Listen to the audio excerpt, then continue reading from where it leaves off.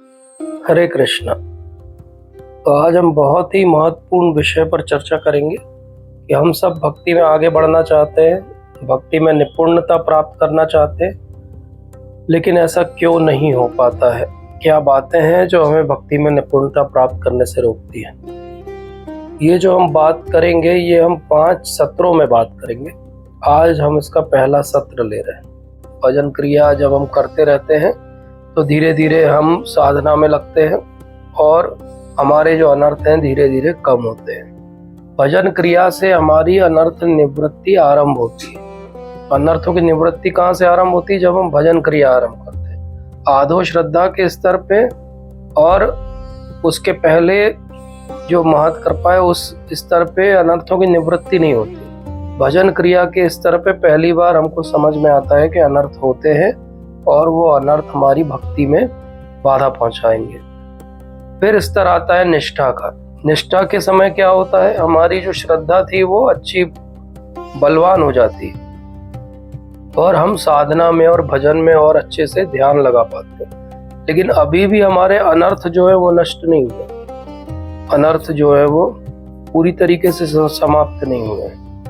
और उसके बाद स्तर आता है रुचि का स्तर। जब भजन में सच में हमें रुचि आने लगती है, टेस्ट आने लगता है। उसके पहले भजन में टेस्ट नहीं है। उसके पहले क्या हो रहा है, क्योंकि हमें साधुओं पे श्रद्धा है और उन्होंने कहा है कि भजन किया करो तो हम भजन करते हैं। निष्ठा के स्तर पे क्या होता है, हमारा विश्वास है कि हाँ साधु जो कह रहे हैं वो बात सत्य है इसलिए हम कर रहे हैं। रुचि वो पहला स्तर है जिसमें हमें भक्ति में सच में कोई टेस्ट आना आरंभ होता है। और इस समय जो है हमारे अनर्थ जो कि अलग अलग प्रकार के होते हैं उनमें से कुछ प्रकार के अनर्थ जो है वो लगभग समाप्त हो जाते हैं। लेकिन आसक्ति जो इसके आगे का स्तर है, रुचि में क्या होता है कि हमें भजन करना अच्छा लगता है, लेकिन आसक्ति में हमारा वो डीप अटैचमेंट बन जाता है। तो एक टेस्ट है और एक बहुत डीप अटैचमेंट। डीप अटैचमेंट के समय जो हमने पुराने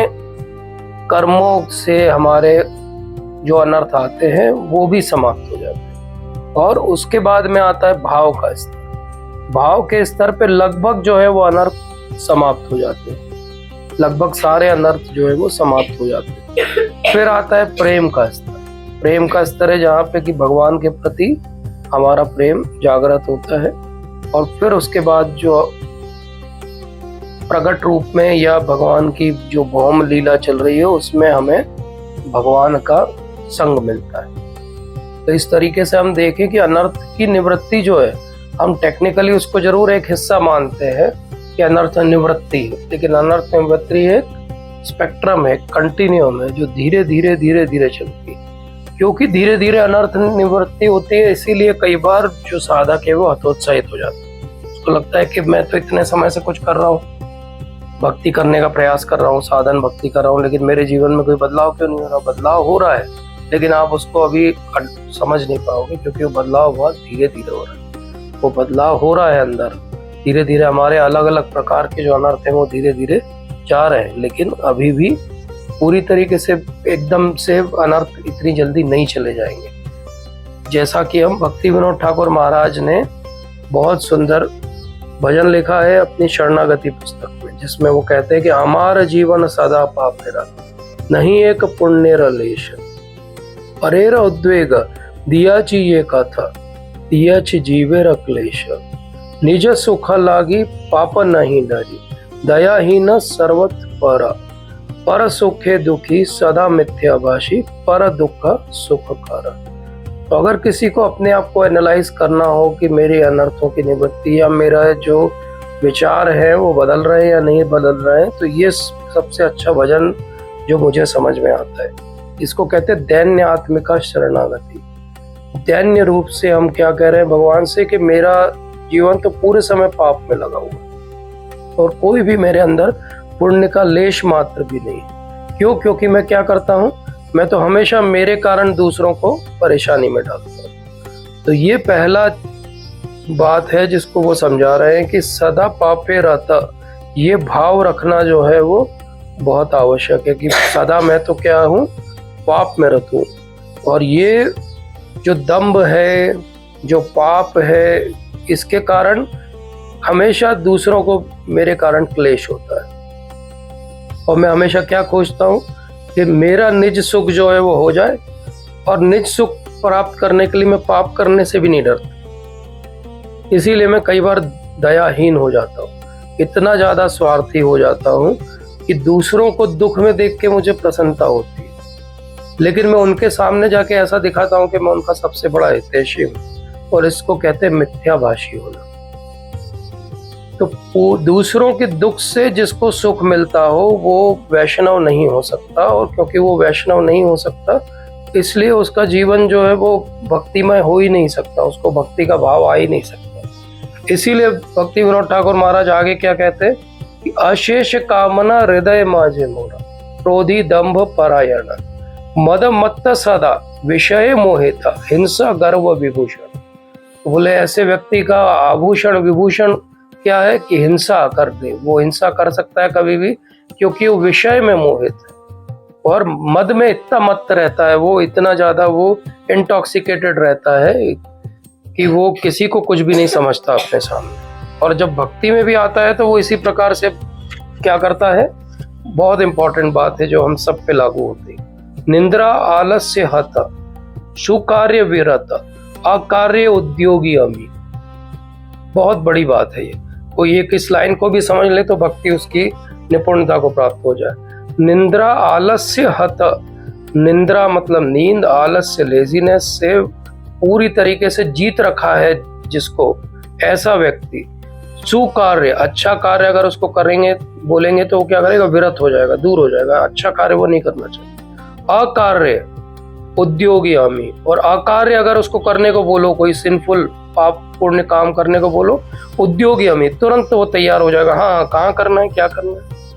क्यों ऐसा है, क्योंकि प्रतिष्ठा लागी है साठ्य आचरण, लोभ हत सदा काम। तो उसके अंदर काम वासना इतनी है और इतना लोभ भरा हुआ है कि वो उसको यही लगता है कि मेरी प्रतिष्ठा कहाँ हो, और इस प्रतिष्ठा को पाने के लिए वो किसी भी प्रकार का झूठ से झूठ बोल सकता है, सठ आचरण भी कर सकता है। ये हीन दुर्जन सज्जन विरजन, अपराधी निरंतर। तो ऐसा जो व्यक्ति है वो क्या करेगा, वो दुर्जन है एक्चुअली, और जो डिवोटीज हैं उन्होंने उसको रिजेक्ट करके रखा, सज्जन विरजन, और इसलिए वो अपराध उसके चलते ही रहते हैं, अपराधी निरंतर। शुभ कार्य शून्य, सदा अनर्थ मन, नाना दुख जर जर। शुभ कार्य उससे होते ही नहीं है कुछ, सदा अनर्थों में मन लगा रहता है, जो अभी हमने बात की, और नाना दुख जर जर, और इसीलिए उसको दुख पे दुख, दुख पे दुख, दुख पे दुख आते ही रहते हैं। इतने दुख आते हैं कि दुख से वो जर्जर हो जाता है, टूट जाता है। जब दुख से वो टूट जाता है और धीरे धीरे उसकी उम्र भी बढ़ रही है तो वृद्ध भी हो रहा है, तो अब उसको लगने लगता है कि अब क्या करूं, मैं तो सबने मेरे को छोड़ दिया। तो वृद्धय एकाना उपाय विहीन, अब वो वृद्ध होता जा रहा है और कोई उपाय नहीं उसको। ताते दीन अकिंचन, और बहुत ज्यादा दुखी है वो, और क्योंकि उसको कोई संगति नहीं है कुछ, तो इसलिए भक्ति विनोद ठाकुर महाराज कहते कि वो तो अकिंचन है, उसके पास कुछ भी धन नहीं है, भक्ति का धन तो नहीं है उसके पास। तो भक्ति विनोदा प्रभुर चरण करे दुख निवेदन। इस प्रकार से भक्ति विनोद ठाकुर भगवान के चरण में अपने दुख का निवेदन करते हैं। तो हम में से कितने लोग इस तरह से भगवान के चरणों में दुख का निवेदन करते हैं? हम में से कितने लोग मानते हैं कि हम जो है वो इस प्रकार का भाव अपने हृदय में रखते हैं? हम में से कितने लोगों को लगता है कि हमारा जीवन सदा पापे रहता, नहीं एक पुण्य लेश।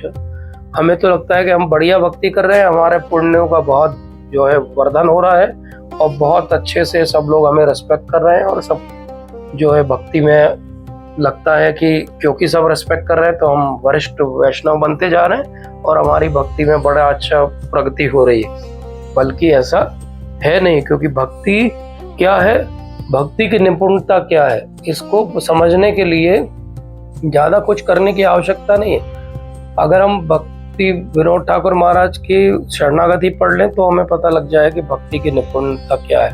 अगर हम प्रभुपाद का कोई भी लेक्चर सुन लें, कोई भी प्रभुपाद के टिप्पणी को पढ़ लें भगवत गीता पे, उनके तात्पर्य को पढ़ लें, तो उससे भी हम समझ सकते हैं कि क्या होती है भक्ति की निपुणता। लेकिन अब हम आचार्यों के आधार पर समझते हैं कि भक्ति की निपुणता के अलग अलग स्तर क्या होते हैं, और हम ये 5 सत्रों में समझेंगे।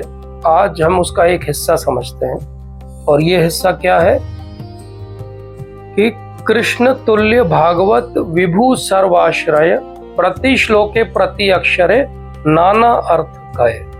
तो अगर हमको भक्ति में निपुणता प्राप्त करनी है तो 2 बातों से हमें अपना लगाव उत्पन्न करना पड़ेगा। वो है एक भक्त भागवत और एक ग्रंथ भागवत। और दोनों ही ऐसे हैं, जैसे भक्त भागवत के बारे में अभी हमने सुना कि हर क्षण हर श्लोक में जब आप एंगल से समझोगे तो उसके कोई और अर्थ हमें समझ में आएंगे। तो श्रीमद् भागवतम जो एक पुस्तक नहीं है, श्रीमद् भागवतम भगवान श्री कृष्ण से अभिन्न है। इसलिए कहा गया कि निगम कल्प तरुगलितम फलम सुख मुखाद अमृत द्रव्य संयुतम पिबत भागवतम रसमालयम मुहुरहो रसिका भुवि भावुका। लेकिन क्या हमको ये टेस्ट आता है? भक्ति में निपुणता हमको प्राप्त करनी है, हम गंभीर होना चाहते हैं, लेकिन क्या हमको भागवत सुनने में, और या भागवत कोई सुनाता है तो, या भागवत हम पढ़ते हैं क्या रेगुलरली, क्या हम भागवत समझते हैं अच्छे से, और उससे भी बड़ी बात, क्या हम भागवत को जीवन में उतारने का प्रयास करते हैं।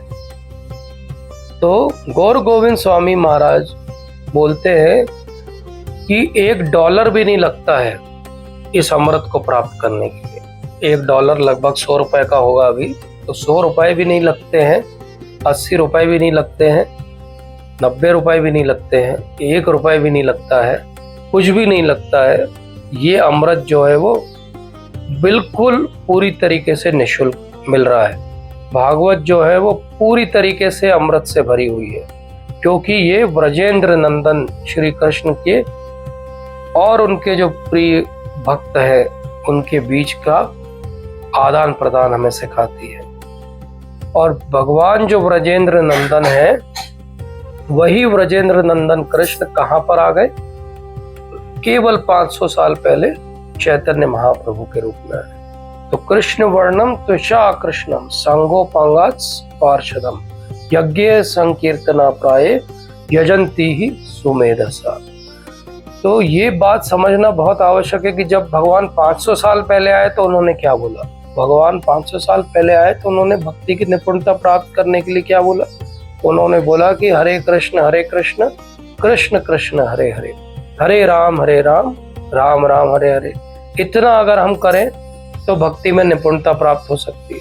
अब प्रभुपाद ने एक बार बोला कि ये इतना सरल मार्ग है, तो बाकी सब ने उस पे कहा कि इतनी सरलता से भगवान कैसे प्राप्त हो सकते हैं।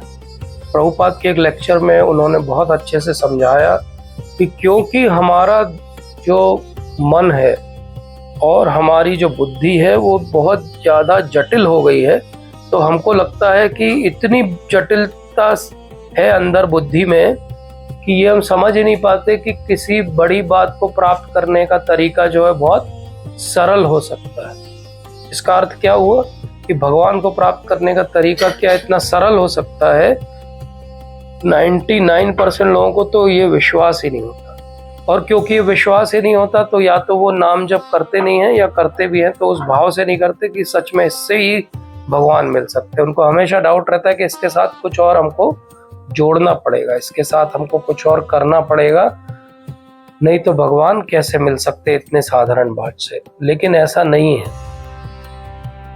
क्यों ऐसा नहीं है? क्योंकि महाप्रभु स्वयं इस बात को कहते हैं कि केवल हरे कृष्ण मंत्र के जप से भगवान मिल सकते हैं। अगर हरे कृष्ण मंत्र के जप से भगवान मिल सकते हैं, ये जिस दिन जिसको विश्वास हो जाए तो सच में भगवान मिल सकते हैं। लेकिन ये विश्वास कैसे होगा? ये दूसरी सीढ़ी है। तो पहली सीढ़ी भक्ति की निपुणता की क्या है कि हरि नाम भगवान अभिन्न है, और केवल हरि नाम करने से भगवान मिल सकते हैं, भक्ति की निपुणता मिल सकती है, पहली सीढ़ी। दूसरी सीढ़ी क्या है? ये रियलाइज करने के लिए हमें एक हेल्प लगेगी, और वो जो हेल्प लगती है, वो जो साथ लगेगा, उसको कहते हैं साधु संग। जब हम साधुओं के संग में रहते हैं तो ये बात हमारे मन में बैठती है। इसलिए महाप्रभु ने 5 वस्तुएं हमको दी थी, जिसको श्रील रूप गोस्वामी ने बताया कि 64 अंग जो भक्ति के होते हैं, उन 64 में से 5 वस्तुएं सबसे महत्वपूर्ण: साधु संग, नाम कीर्तन, भगवत श्रवण, मथुरावास श्री मूर्तिर, श्रद्धा या सेवन। तो यही 5 टॉपिक पे हम इन 5 सत्रों में बात करेंगे। साधु संग, नाम कीर्तन, भगवत श्रवण, मथुरावास, श्री मूर्ति, श्रद्धा या सेवन। अगर ये 5 वस्तुएं आ जाए तो भक्ति की निपुणता प्राप्त की जा सकती है। तो इसलिए कहते हैं कि कृष्ण भक्ति जन्मय ए पांचेरा अल्प संग। अल्प संग भी अगर इन 5 का हो जाए, जैसे साधुओं के बारे में तो हमने सुना है कि लव मात्र साधु संग सर्व सिद्धि हो, लेकिन बाकी भी वस्तुओं का अगर अल्प संग भी कोई कर ले तो कृष्ण भक्ति का जन्म जो है वो हो जाता है। तो ये नित्य कर्म अगर आप रोज आरंभ कर दें अपने जीवन में, ये 5 वस्तुओं को जीवन में जोड़ लें, और कोई डिफिकल्ट नहीं है, प्रभुपाद की कृपा से ये बहुत सरल कर दिया उन्होंने। साधुओं का संग, हमारे पूरे कृष्ण भावना अमृत संघ में इतने सब महान साधु हैं। नाम कीर्तन, नाम कीर्तन के बिना तो हमारा कोई भी कार्यक्रम आरंभ नहीं होता। भगवत श्रवण, हर मंदिर के अंदर रोज भागवत पे कथा हो रही है। मथुरावास, जब संभव हो, और श्री मूर्ति का सेवन। तो जब भी आप मंदिर जाते हो तो अपने आप भक्ति की निपुणता प्राप्त करो, क्योंकि 5 वस्तुएं मंदिर के अंदर आपको सहज ही मिल जाती। लेकिन यहाँ बात समझना पड़ेगी कि साधु संग कहा गया, तो साधु कौन है? क्या हर डिवोटी साधु है? क्या हर व्यक्ति साधु है जो नाम जप कर रहा है? एक दृष्टिकोण से है, लेकिन यहाँ पे जब साधु की बात हो रही है तो ये साधु कौन है? ये साधु वो है जिसने पूरी तरीके से शरणागति प्राप्त कर रखी है। अर्थात अभी जो हमने भक्ति विनोद ठाकुर महाराज से सुना कि दैन्य बोधिका प्रार्थना, ऐसी प्रार्थना जो करता है वो साधु है। जो इस बात को समझता है वो साधु है, और इसको जो नहीं समझता है शरणागति को, वो सब क्या है? असाधु है। तो साधु कौन है? साधु वो है जो अन्य अभिलाषितम शून्यम ज्ञान कर्म आदि अनावर्तम अनुकूल्येन कृष्ण अनुशीलनम भक्तिरुत्तम। जो उत्तम भक्ति कर रहा है वो साधु है। मथुरा क्या है? मथुरा केवल वो एक स्थान नहीं है, मथुरा वो जगह है जहाँ पे भगवान का आविर्भाव होता है। अब भगवान का आविर्भाव कहाँ कहाँ होता है? तो जहाँ जहाँ साधु है, साधु के हृदय में भगवान है, और जहाँ जहाँ साधु का वास है, और जहाँ जहाँ साधु का संग है, जहाँ जहाँ भगवान की कथा हो रही है, वो सब मथुरा है।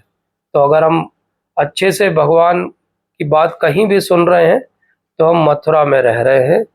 ऐसा गौर गोविंद स्वामी महाराज स्वयं कहते हैं अपने एक लेक्चर में। तो ये बड़ी बात है, ये कोई हमारी उक्ति नहीं है, स्वयं श्री गौर गोविंद स्वामी महाराज कह रहे हैं कि मथुरा क्या है? मथुरा जहाँ पे साधु है, साधु के हृदय में भगवान श्री कृष्ण का आविर्भाव है, जहाँ पे उनकी कथा है, लीला की चर्चा है, वो मथुरा है।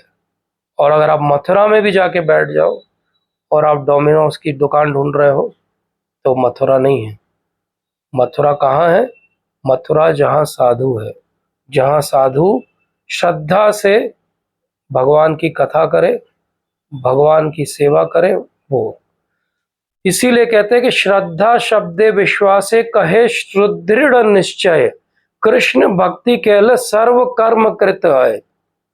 ये निपुणता है कि श्रद्धा क्या होती है। श्रद्धा वो विश्वास होता है, वो शब्द होता है साधु का, जिस पे आपको पता है कि बस कृष्ण भक्ति अगर करें तो सारे कर्म अपने आप हो जाते हैं। जब जब आपको लगता है कि मुझे हर कर्म अलग अलग करना पड़ेगा तब मेरा जीवन परफेक्ट होगा, नहीं, हर कर्म किसके थ्रू करेंगे? हम भगवान कृष्ण के थ्रू करेंगे तो परफेक्ट होगा। इसलिए श्रद्धा शब्दे विश्वासे कहे सुदृढ़ निश्चय, कृष्ण भक्ति कैले सर्व कर्म कृत होए। तो ये दूसरा प्रश्न है जो हमको अपने आप से पूछना चाहिए। पहला हमने ये पूछा था कि क्या हम दैन्य बोधिका प्रार्थनाएं करते हैं। दूसरा प्रश्न हमको ये पूछना चाहिए अपने आप से कि हमें क्या ये श्रद्धा है कि भगवान श्री कृष्ण का कार्य करने से बाकी सब कर्म अपने आप हो जाते हैं? क्या हमें विश्वास है? क्या ये दृढ़ श्रद्धा है? तो दृढ़ श्रद्धा ये होती है, आदो श्रद्धा ये होती है कि हाँ भगवान है, भक्त है और उनकी कथा में हमें थोड़ी बहुत रुचि है। लेकिन दृढ़ श्रद्धा क्या होती है कि हाँ मैं केवल कृष्ण के लिए कार्य करूंगा, मेरा हर कार्य किसके लिए होगा? कृष्ण के लिए होगा। इस विश्वास में अपना विश्वास रखना ही श्रद्धा है। और अगर इस विश्वास में विश्वास नहीं है तो वो श्रद्धा नहीं है। तो इसलिए साधना भक्ति जो हम कहते हैं, जो हम सब कर रहे हैं, करने का प्रयास कर रहे हैं, तो साधना भक्ति में क्या क्या आता है? साधना भक्ति में आता है भागवतम पढ़ना, भागवतम सुनना। ये साधन भक्ति का बहुत बड़ा अंग है। साधु जो है वो क्या कर रहे हैं? आपको यही भागवत पढ़ने के में रुचि उत्पन्न कर रहे हैं। साधु का कार्य क्या है? साधु से मिलने का सौभाग्य क्या है? साधु से मिलने का सौभाग्य यह है कि हमारी कथा में रुचि होना चाहिए। तो जिससे भी मिलके हमारी कथा में रुचि जागृत हो वो हर कोई साधु है। अब जब साधुओं में थोड़ा बहुत संग हो जाए हमारा, और हमारी भागवत में थोड़ी बहुत रुचि हो जाए, भगवान पे थोड़ा विश्वास हो जाए, तो उसके बाद हमारे मन में 3 प्रश्न उठने चाहिए। अगर ये 3 प्रश्न उठ रहे हैं मतलब हम सही तरफ जा रहे हैं। और ये 3 प्रश्न क्या है? मैं कौन हूं, मैं यहाँ कहाँ से आया हूं, और क्या मैं यहाँ केवल सुख प्राप्त करने आया हूं कि मेरा यहाँ होने का हेतु कुछ और है। ये 3 बेसिक प्रश्न कि मैं कौन हूं, मैं कहाँ से आया हूं और मेरा यहाँ क्या प्रयोजन है, ये 3 प्रश्नों को हर कोई उत्तर देने का प्रयास कर रहा है। साइंस अपने आधार पे देती है, फिलोसोफर्स अपने आधार पे देते हैं। ज्यादातर लोग पहले 2 प्रश्नों के उत्तर कुछ हद तक कुछ कुछ दे सकते हैं, लेकिन जो तीसरा प्रश्न है उसका उत्तर केवल भागवत के अंदर है, किसी और ग्रंथ में भी नहीं, कि मेरा यहाँ आने का प्रयोजन क्या है।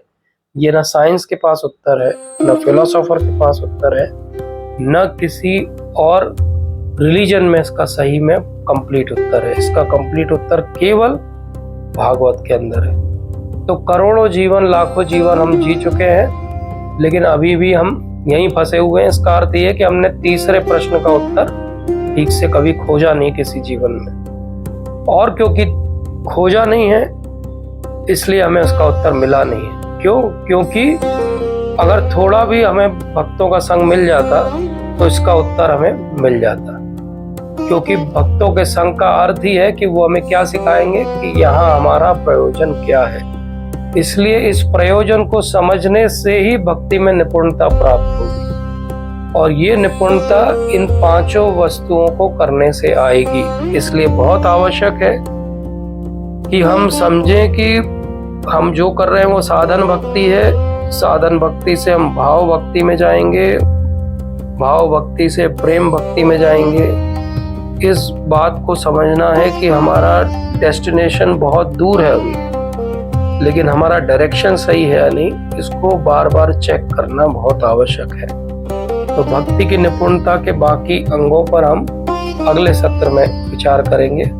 आज हमने क्या समझा उसको शॉर्ट में रिकैप कर लेते हैं। आज हमने ये समझा कि भक्ति की निपुणता जो है वो लास्ट लिमिट है भक्ति की। ये लास्ट लिमिट भक्ति की हम किसके आधार पे समझ रहे हैं? श्रील प्रभुपाद के आधार पे, श्रील भक्ति विनोद ठाकुर महाराज के आधार पे, और श्रील गौर गोविंद स्वामी महाराज के आधार पे, जिन्होंने इस पर सीरीज ऑफ लेक्चर किए। आज हमने क्या समझा? आज हमने ये समझा कि भक्ति के जो विभिन्न 64 अंग हैं उनमें से 5 अंग महत्वपूर्ण हैं, और भक्ति में निपुणता प्राप्त करने के लिए भक्त और ग्रंथ भागवत पे श्रद्धा उत्पन्न करना। श्रद्धा क्या होती है, श्रद्धा कैसे उत्पन्न होती है, साधुओं का संग हमें क्या दिला सकता है, ये हमने आज समझा। धन्यवाद।